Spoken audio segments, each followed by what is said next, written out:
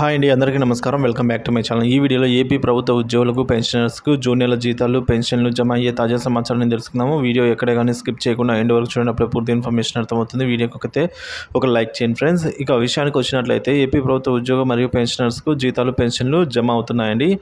ఆనందంలో అయితే ఉద్యోగులు 1వ తేదీ వచ్చిందంటే చాలు ఏపీలో ప్రభుత్వ ఉద్యోగులకు జీతాల కోసం ఎదురు చూపులు చూసేవారు. గత ప్రభుత్వంలో జీతాలు ఎప్పుడు పడతాయా అని పడిగాపులు కాసేవారు.